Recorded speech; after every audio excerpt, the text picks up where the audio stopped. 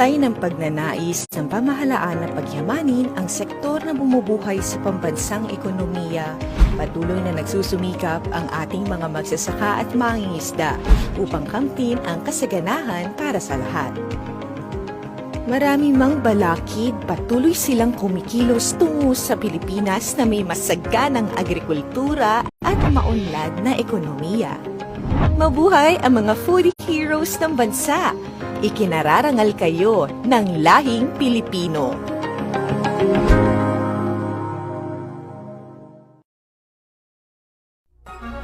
Labas nga impormasyon sa agrikultura, mga simpleng tips para sa mga mag-uuma. Yaman sa kaumahan, kikita ka na, aasenso ka pa.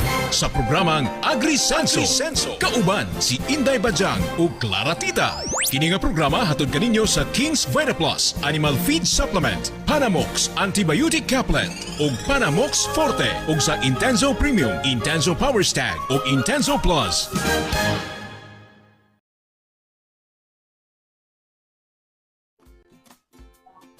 Hello! Magandang araw po sa ating lahat, mga ka-farming, mga ka-agri. Bakit ang baba ng ulo ni sir? Wait lang, para mas mataas ako kay sir sa framing ngayon. Tama, ma'am. Oo, diba? Pero sa totoong buhay po talaga, pantay lang po ang height namin ni Manok Tambay. Anyway, maraming salamat po at samahan niyo po kami ngayon ni Manok Tambayan sa isa na namang puno sa impormasyon and of course, puno sa, ano ba masasabi ko dito, mga tips of course sa topic na i-share sa atin ngayon ni Manok Tambayan. And once again, sa lahat po ng ating mga manunood ngayon, sa mga viewers at followers ni Manok Tambayan at sa mga listeners natin sa ating mga ka-asenso sa King's Radio, sa iba't ibang King's Radio stations natin sa Visayas at Mindanao. Welcome po sa ating programang AgriSenso. Sa agrikultura, aasenso ka. Kasama of course ang inyong lingkod, si Clara Tita. At ang aking ka-partner ngayon, walang iba, ang heartthrob ng chicken farming, Manok Tambayan. Magandang hapon po. Araw po sa inyo lahat dyan. Oo, magandang araw, magandang hapon, magandang gabi. Kumusta po ang General Santos City ngayon, sir? Maganda yung panahon, ma'am. Mainit. Kumpara nung nakarang gabi, ma'am, na grabe, bumaha talaga dito ang lakas ng ulan. Oh, ganun ba, sir? Sa inyong lugar? Sa ano? Dito sa Bunjansan talaga, ma'am. Grabe yung ulan, ma'am, ba? Parang 2 oras ata hindi uminto. Bumaha talaga, ma'am, pati sa mga daan, sa mga highway. Kasi, alam nyo, base kasi sa forecast ng Pag-asa, itinaas na nila mula sa El Nino Watch, ngayon ay nag-El Nino Alert na tayo. So, expected po na after 2 to 3 months, ay doon na natin talaga may experience yung hatid talaga na epekto ng El Nino. But, according sa forecast ng Pag-asa, mga 3rd week of May daw, Sir Rian, meron pa tayong mai-experience na mga pag-ulan. Okay, okay, 3rd week of May. O yan, sabi, doon sa nabasa ko na report. So, kaya meron nga din tayong parang binabantayan din na LPA na posibleng maging bagyo na papuntang Palawan. O, parang kadadaan lang sa Negros Island at papunta na ng Palawan at doon most probably na magiging bagyo yung LPA na yon. Hindi pa lang natin nakuha ko yung updated talaga na report no kung ano na nangyari doon sa LPA, kung naging bagyo ba talaga. But anyway, the rest of the country naman ay makaka-experience pa rin ng mga localized thunderstorm. Kaya minsan, pag sinabi kasi natin na El Nino, ay hindi na talaga uulan. Hindi po ganun. Oo, yung El Nino kasi, compare doon sa mga araw na, mas mahaba yung mga araw, mas maraming araw na tagtuyo, tag-init, kaysa doon sa mga araw na tag-ulan. Oo, so may experience natin yan siya. And, ready na ba ngayong mga manok dyan, sir? Kung, ma'am, nalipat ko naman yung manok, ma'am. Yung mga natira na lang dito, kunti na lang. Saan mo? Meron ka ng bagong manukan? Yes, ma'am. Kaka-upload ko lang po kanina din. Kanina, di ko napansin. Na-transfer ko na, ma'am. Saan yan? Dito lang din banda sa, ma'am. Sa, mga 7 minutes lang siguro galing dito sa manukan. Pero yung dati mong manukan, ginawa ko na lang yan? Ginawa ko lang hatchery, ma'am, at saka quarantine area sa mga sisiw. Dito lang, yung mga breeders nandoon na lahat. So baka pag nagka-time, ilagay ko din po lahat doon. Ay, oo. Yan ha. Wow, it's a development ha. Kasi meron ng ibang manukan ang ating manok tambayan.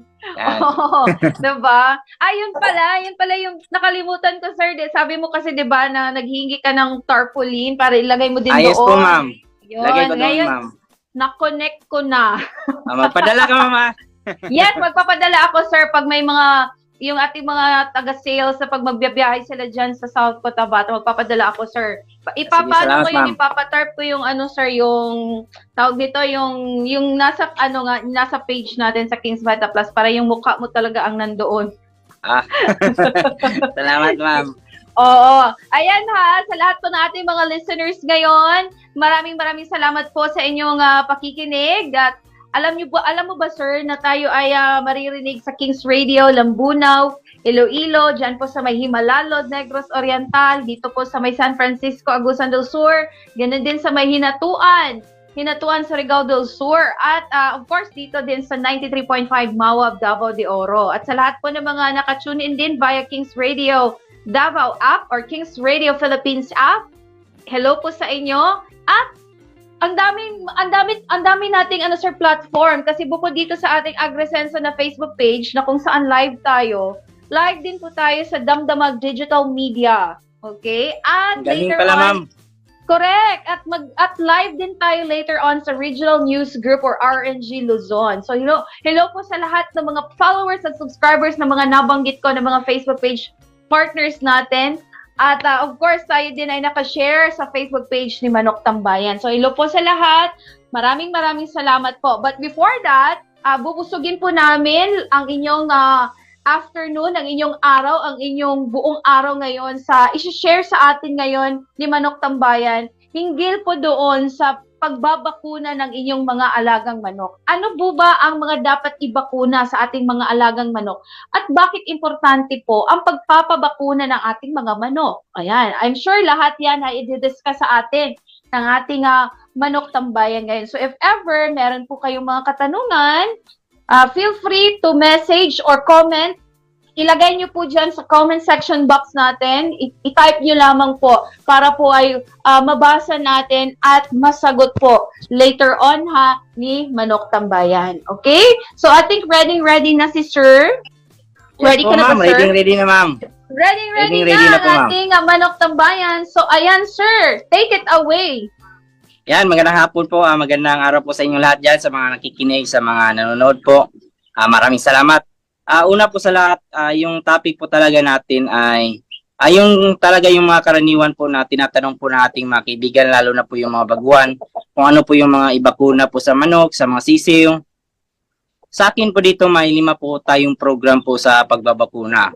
So una po yung bagong pisa talaga, yun po talaga ang ginagawa o yung binabakuna ko po talaga dyan, bago kunin, bago ilagay sa kulungan, ay meron tayong una po dyan, yung B1 plus IB. Yun yung ginagawa po natin, binibigay po sa mga day-old to week-old. So, pagkatapos natin makuha po sa chair, bago ilagay sa kulungan, sa brooding area, ay nabakunahan na po natin yan. So, yung aking pagbigay po dyan, ay drop po sa mata at sa ilong. Pwede din naman po isang bisis lang po, either sa mata o sa ilong, pero yung sa akin po ay 2 po, sa mata at sa ilong po talaga. Nagda-drop po tayo sa ating mga alagang manok, yung pagbakuna po nila. So depende din po yan sa mga nag-alaga din po ng manok. Yung sa atin po kasi ginaya din po natin sa mga kaibigan din po natin na nag-alaga po ng manok, na yun yung ginawa sa mata at sa ilong na i-drop. So yan, pagkatapos po natin mabakuna yung mga day-old po. Pangalawa po niyan ay yung pagbakuna naman po after a week, pagkatapos natin drop yung mabakuna po natin, ay gumburo na naman po. Yan yung pangalawa po natin, gumburo, para pag-iwas din po yan sa mga sakit, yung gumburo na sakit. After 2 weeks na naman po, dyan po tayo magbibigay po ng Lasota plus IB. So yan po yung mga depensa po natin sa Newcastle disease, aratay. So yan yung pangatlo. Pang-apat po natin na bakuna ay yung Fowlpox vaccine. So 3 weeks old. So weekly lang po talaga yung pagitan, isang linggo lang po yung pagitan ng pagbakuna po natin sa 4 po na nabanggit po natin na vaccine. Yung sa Fowlpox vaccine po, ang ginagawa po natin dyan, parang may karayom kasi po yan. So hindi po yan droplets po sa mata at saka sa ilong. So ang ginagawa po dyan, yung karayom ibababad po natin sa vaccine at saka itutusok po sa pakpak. So yan po yung ating pag-apply sa Fowlpox vaccine. So depensa po yan sa mga bulutong at kung halimbawa naman po magkasakit yung ating mga manok ay napakadali na lang pong pagalingin po. So yan po yung advantage po sa pagbabakuna. Kung halimbawa magkasakit, magkaroon ng sipon, ay talagang 3 to 2 araw o 2 araw to 3 araw, mapapagaling na po natin yan. So yan po yung ating ginagawa po dito. Hindi din naman po kasiguraduhan lahat na pag nag-vaccine po tayo, hindi po yan magkakasakit. Meron talagang magkakasakit po yan. At yun nga sa ating program po dito sa ating manukan, hindi po talaga pwedeng wala po tayong pang vitamins, antibacterial. At yun, yung aking ginagamit po, yung ating vitamins naman po ay para sa sisiyo, Intenso Plus, at yung ating mga antibacterial, yung at gamit po natin yung Panamox Forte pang depensa, lalo na po pag biglang pumangit yung panahon, napakainit, biglang uulan. So nangyari po sa ating manukan po, kung nakita niyo po yung ating video ngayon, meron po talagang nagkasakit. Kaya kung nakikita niyo po dyan sa likuran ko po, may kulungan po dyan. So yan yung ating may sakit po dyan. So pinainom na po natin yan ng Panamox Forte, Panamox Caplet din po. So 2 araw to 3 araw po yan, gagaling na po yan. So yan yung maganda sa pagbabaksin po. Yung panghuli ko po talaga na vaccine ay yung ating Coryza vaccine. Pagtungtong po ng sisiyo po na edad na nasa 37 days old, dyan na po na magbabaksin po tayo na Coryza. Injectable po yan. So sa injectable, yun nga lang, mas ano lang po yan, parang kumbaga mahal lang po yung Coryza vaccine, pero magtatagal po. Pwede po natin ilagay sa chiller para magtagal. 2 to 3 years po yung expiration po niyan. Bawat sisiw na i-inject po natin ng Coryza vaccine ay nasa 0.5 ml. So sa 1 litro, kaya-kaya po na maka-inject po ng 2,000 po na mga manok. Yung sa ating vaccine naman po na nabanggit kanina, Beyond B1 plus IB, plus Gumburo, Lasuta, at saka Fowlpox vaccine, pagkatapos natin magamit po yan, dapat proper disposal po tayo, wag po natin itapon kung saan. Ngayon sa akin po dito, pagkatapos ko pong gamitin ng nasa 2 to 3 hours lang kasi yung ano po niyan, kumbaga tagal. So pag natapos po tayo mag-vaccine, dapat kung pwede natin ilibing po natin. Kung hindi naman natin mailibing, buhusan natin ng tubig, mainit na tubig, kumukulong tubig, at saka o di kaya ozone rocks or mga pwedeng pangpatay at saka ilibing. So yan po yung ating ginagawa po dito para ay hindi din po maka-disturbo din po tayo sa ibang kapitbahay na nag-alaga po ng manok. At yun nga, may mga kaibigan din po tayo. Laging nagtatanong sa atin na pag nag-vaccine ba daw tayo, nag-vaccine yung kapitbahay po natin, mamamatay yung mga manok nila pag hindi po natin pinaalam sa kanila. Hindi po yan totoo. Nangyari na din po yan sa akin po dito na kalahati ng sisiyo na vaccine po natin, kalahati wala. At pinagsama natin sila, wala naman pong nangyari sa wala pong vaccine, hindi naman po namatay. Ano lang po talaga, hindi po yan totoo. Yan, ano ko lang po yan, klaruhin ko lang po yan. Kasi yan po yung palaging tinatanong po ng ating mga kaibigan. At kung mag-vaccine din naman po tayo, kung mari, isama na din po natin talaga lahat yung mga manok po natin. Ano po yan kumbaga, sayang din naman po yung vaccine na binili po natin. Nasa almost 400 pesos po yan, 1,000 shots. Kung hindi natin isama yung iba, ay parang tapunin po tayo ng pera. So ano lang po talaga, kasama kung may pabo ka po, isama nyo po yung pabo nyo po na i-vaccine. So ganun po ako dito, dapat nasa program po talaga natin yung pag-vaccine sa ating manukan, hindi po pwedeng wala. So napakamura lang naman po yan, napakadami pong pwedeng mabigay po sa isang vaccine. Kaya sa mga nag-alaga ng manok, wag po tayong manghinayang po ng magbili ng bakuna, pagbabaksin sa ating mga alaga. Sa mga kaibigan po natin dyan na may mga katanungan po about vaccine, sasagutin po natin yan base po sa ating experience at yun, ready na po tayo. Okay, ayan, sa lahat po dyan ng mga nagmamanok, if ever meron po kayong mga tanong, at saka nakaka-relate po kayo doon sa topic na binahagi sa atin ni Manok Tambayan, please feel free to react at magtanong, okay, di ba? Sir Rian, so far ba na na-try mo na ba na hindi talaga magbakuna, sir? Sa iyong mga manok? Yes po ma'am, na-try ko po yun. Yan din po yung hindi ko nabanggit. Dati po nung hindi po tayo nagbabakuna, isang ano lang po yan, isang manok lang po natamaan ng aratay, Newcastle disease. Maubos po talaga yung manok mo ma'am. 2 beses po talaga tayo naubusan ng manok po dito sa ating area. So, noon time na yon napag-isipan ko na po talaga na mag-vaccine para sa ganun may depensa po tayo. Yun yung rason kung bakit magbabaksin po tayo, may depensa po tayo sa mga virus, mga diseases na dadating sa ating manukan. Ano po yan? Dagdag protection sa ating ano din po yan, kita. So, mahirap po pag napatayan tayo ng manok, mababawasan tayo ng kita. Correct, tama yun.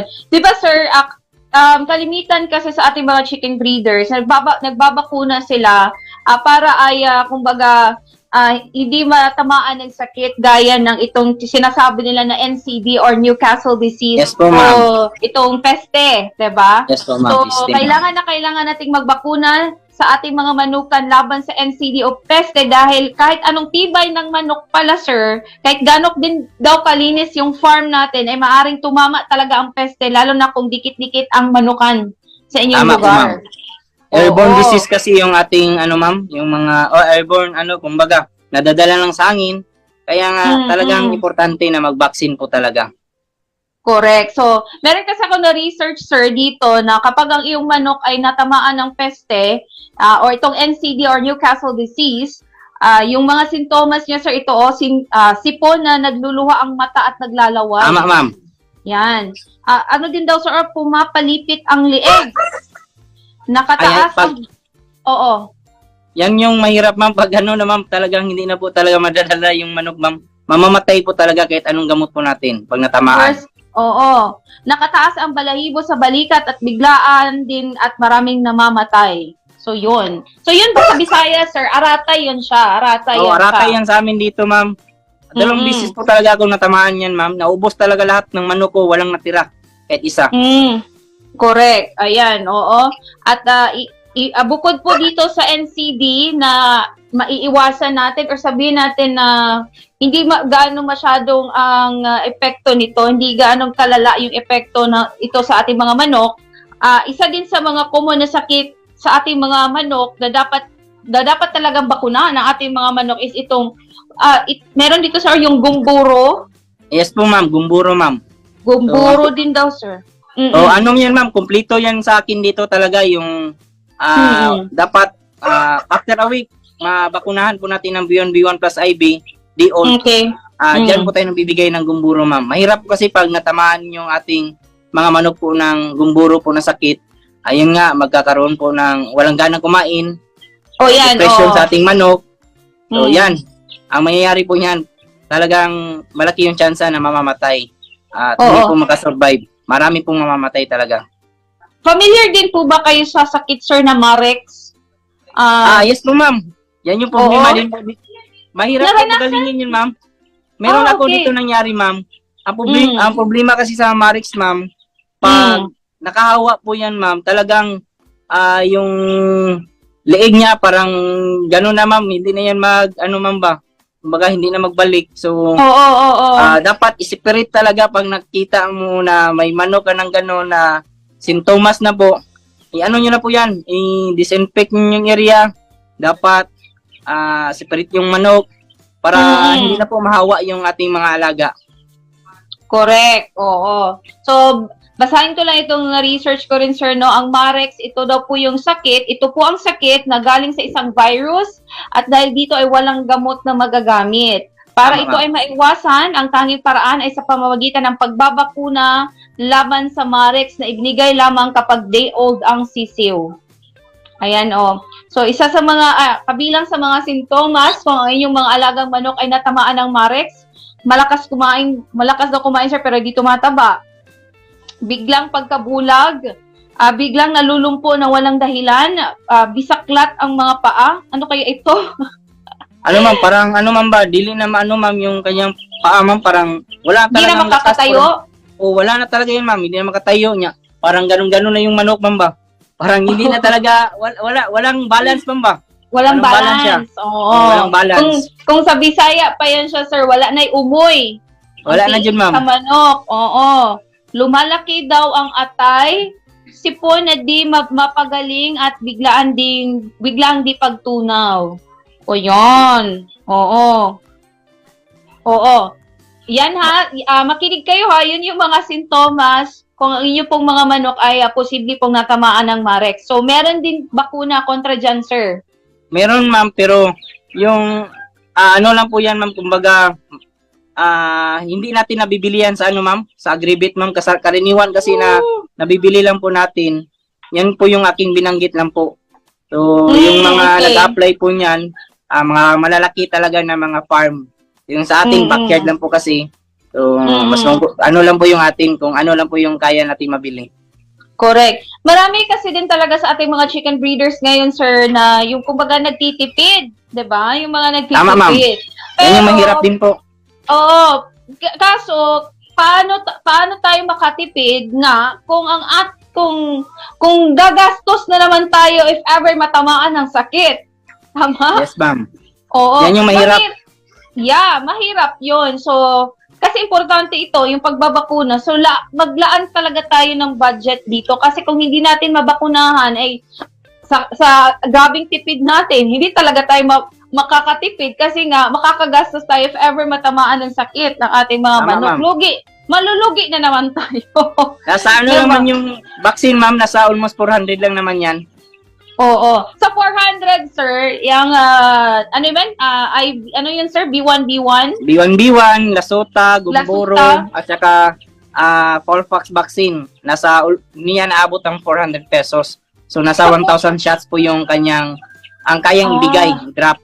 So, 1,000 shots. So, diba? Yes, So, ma'am. ibig sabihin, 1,000 na manok pwede. Tama, ma'am. 1,000. Oo. If ever ba na hindi yan siya maubos, sir, pwede pa ba yung magamit, sir? Or i-dispose na yan siya? Dispose na talaga, ma'am, after 3 hours. So, dapat, 3 na po hours. natin yan. 3 hours. Live vaccine kasi yan, ma'am. So, meron bang paraan, sir, na yung tamang pag-dispose ng mga, yung mga sobra na vaccine? Meron bang tamang paraan dyan? Yun nga, sinasabi ko po na pag nag-dispose po tayo, ano ko po yan, ma'am, binubusan ng mainit na tubig, hindi naman Zonrox, o di kaya kung ano po yung mga bleach, o di, at saka kumaga, ilubong, parang, ano tawag niya? Libing. Ilibing. Yes, ma'am. Ilibing talaga siya sa lupa para ay hindi kumbaga hindi siya makuha or hindi siya ano ba yan? Hindi siya makain o ano ba? Ano lang, yung aking style kasi, ma'am, talagang yung natitira, binubuhos ko po yan sa lupa. Tsaka, okay. Binubuhos ko sa lupa, pagkatapos, lagyan po talaga ng mainit na tubig, ma'am, at tsaka yung bleach. Tsaka, yun, ilibing na. Yan lang po yung aking style. Yan, okay. Uy, meron nag-comment sa atin, sir, sa Sir Herson Tianan Sumbol. Manok ko po may fowl pox. Yung manok doon yung sir may fowl pox. Okay. Kawawa naman. Ano po yan, baka walang Colfax vaccine. Ang pwede po natin gawin po niyan, yung akin po kasi dito, ma'am, ang ginagawa ko po kung natural po yung aking paggamot. Minsan parang malunggay din, ma'am, pinipiga ko at yung yung tawag niyan, napiga, yan yung ko sa kanyang mga bulutong at saka minsan naman sukang tuba. Yun yung ginagawa ko din po para pang patay sa bakterya at of course nagbibigay po tayo ng antibacterial po diyan. Gaya po ng pagpapainom po ng Panamox Forte po. Okay. So, kailangan talaga na mabigyan ng antibiotic if ever may Yes, ma'am. fowl-pox. Oo, may fowl-pox ang inyong mga alaga. Bukod dun sa nabanggit ni Sir Rian na lagyan ng piniga na dahon ng malunggay at saka itong suka. Yan yung mga, kumbaga, Yan po yung alternative. ating gamit dito, ma'am. Alternative na doon mo i-apply sa bulutong. Bukod po doon, bigyan niyo din po ng Panamox Forte ang inyong mga alagang manok na may fowl-pox. Okay? Fowl-pox. Okay? Ito din po si Sir Backyard D. Yung kanya naman daw ay may fowl cholera. Na-try mo na yan, sir? Fowl cholera? Ang karaniwan kasi dyan, ma'am, pag madumi yung ating area, ma'am, dyan po nabubuo yung ating yung sakit na yan. So, lalo na po pag yung sisiw, nakakain po, nakatapak po ng kanyang ipot, papunta sa pagkain, makain nila. So, yan nabubuo po dyan. So, ano lang po dapat talaga, linis lang po talaga sa kulungan, sa area para maiwasan po natin yan. Okay, so importante yung sanitation. Sanitation Yes, ma'am. talaga sa iyong farm. Okay? Unahin mo na ito si Billy Joe. Meron po bang herbal na pwedeng panggamot sa aratay? Meron bang mga ganun, sir? Wala, ma'am. Dapat talaga yan. Antibiotic talaga yung naka-formulated talaga. Sa aratay, oo. So, kung mari, palagi po tayo magbigay po talaga ng antibacterial po. Kahit 3 times a week lang po. Yan po yung aking ginagawa po dito. Kahit sa ating manukar na pagkatapos mulanan po nila, nagbibigay po tayo ng Panamox Forte agad para hindi na po makabuo yung sipon. So, ganun po ako dito. Ayan, oo. So, importante yung prevention talaga, yung Panamox Forte. Tama, ma'am. Correct. Meron na naman pong tanong si Frederick Valen Mendez. Si Frederick Valen Mendez. Uy, kung mag-comment Okay. kayo, i-mention nyo naman po kung saan ang location ninyo. Tama. Para ma-shoutout natin.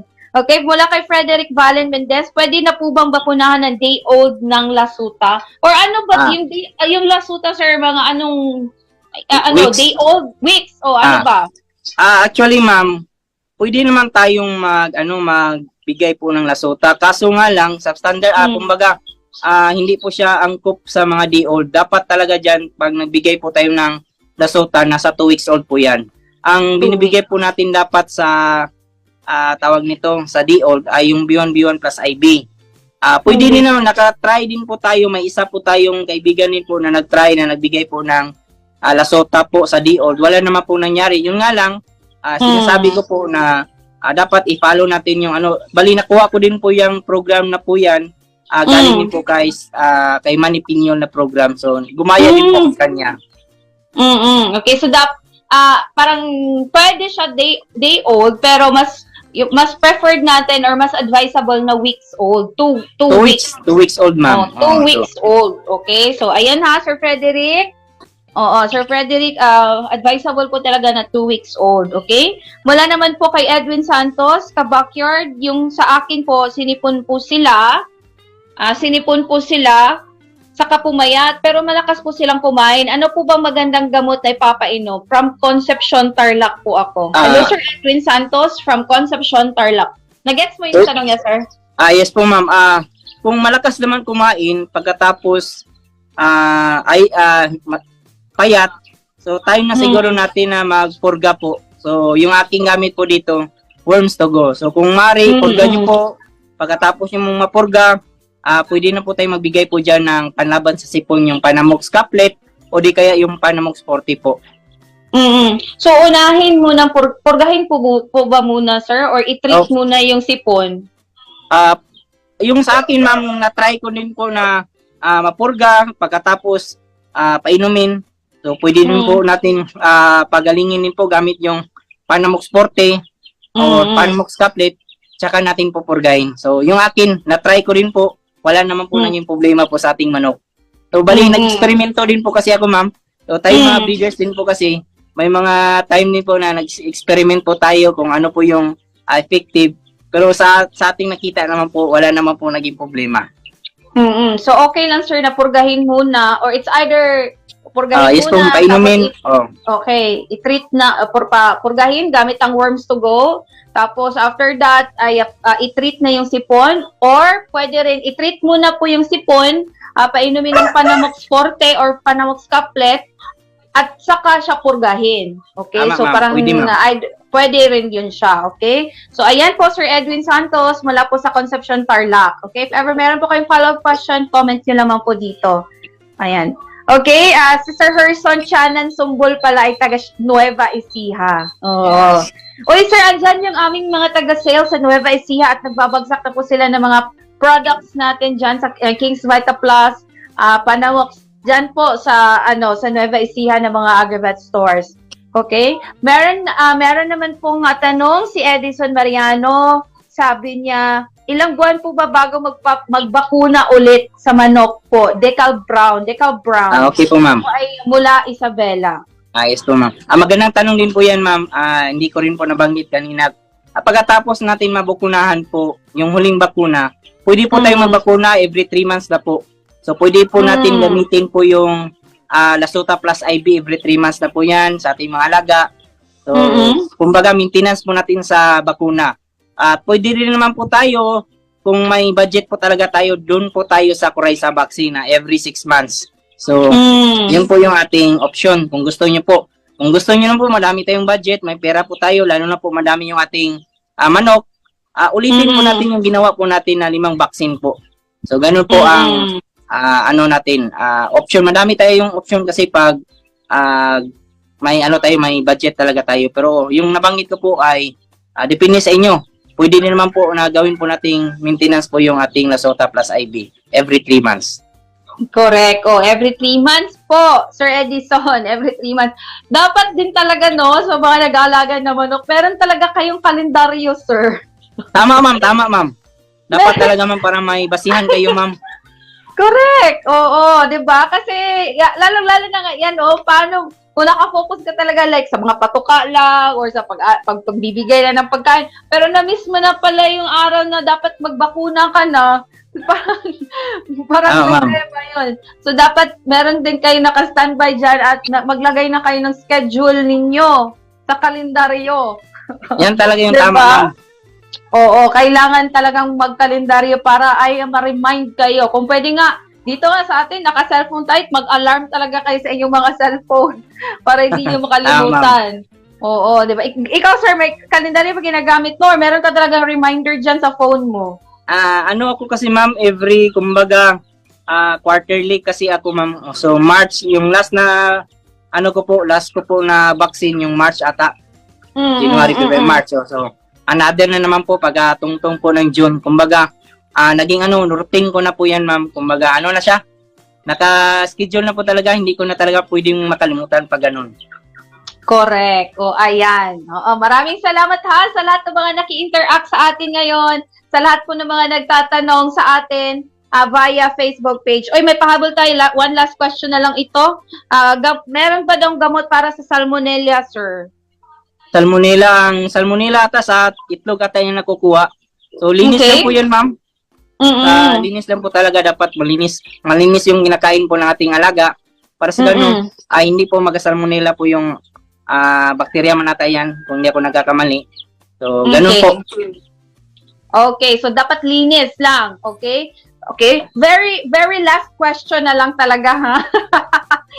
Pang daming nagtatanong. Wag kayong kasi limited lang kasi time natin dito sa ating program. Next week po ay nandito naman din po si Manok ng Bayan. Pagpapatuloy tayo sa inyong mga Q&A portion dito. Okay, mula naman po kay John Ravin, Disaga, Hermenegildo. Mula po Malita, Davao Occidental. Ano po ba ang pwedeng bakuna sa sisiw hanggang sa mga 8 months old? Pwede ba same lang sila ng bakuna? Pwede po, ma'am. Halimbawa, yung sa akin po dito, kung nag-vaccine po ako ng Lasota po sa ating mga sisiw, nagkataon na yung mga 8 months, wala pang vaccine, pwede po natin yung vaccine po ng Lasota. O kung ano po yung vaccine nyo po sa sisiw. So, ano po yan? Kahit basta pagtungtong po niyan ng mga malalaki, kahit saan po dyan na vaccine, pwede po natin gamitin. Pwede. So, pwede. Lasota yun, sir, no? Lasota. Lasota. Plus IV. Lasota plus IV. Okay? So, pwede daw po, Sir John, from Malita. Okay? Okay, ayan. Uy, Si Frederick pala ay taga Tampakan, South Cotabato. Malapit lang dito, ma'am. Malapit lang pala. Isang oras lang. Oo, ayan. Maraming salamat po ha sa lahat po ng mga nagtatanong sa atin at naging productive at maging, kumbaga, busog yung ating conversation ngayon, ating discussion ngayon kasama po si Manok Tambayan. So, before po say goodbye si Manok Tambayan, sir, meron ka bang announcement or meron ka po bang mensahe sa ating mga katambayan dyan sa pagbabalik? So, una po sa lahat, maraming salamat po sa mga comment at nagtanong. Maraming salamat sa mga nakikinig. Maraming salamat po. At yun po, abangan nyo naman po kung next week po, mga ganitong oras din po, alas 12 po ng tanghali, Huwebes, at saka sana makaabutan po tayo ng 100,000 followers para magpagbigay po tayo ng sisiw at saka cash na naman po sa ating mga kaibigan po. Sana abangan nyo po yun. O yan, o. Abangan niyo po ha, dito lang po yan sa AgriSense i-announce. Kaya Yes, tama po, ma'am. Manood talaga kayo kasi dito yan talaga sa AgriSense i-announce ni Manok Tambayan. Pala desisyon ako, sir. Ako ang nag-decide. Pwede, ma'am. Ganun pa rin po. Ganun, gaya ng dati. Gaya ng dati. Ayun, thank you so much po, Sir Rian ng Manok Tambayan. Huwag po muna po kayong aalis ha at meron po akong i-share sa inyo sa ating Agribalita ngayong araw na ito. Maraming salamat po, Sir Manok Tambayan. Huwag po muna kayong aalis at magbabalik po ang programang AgriSenso.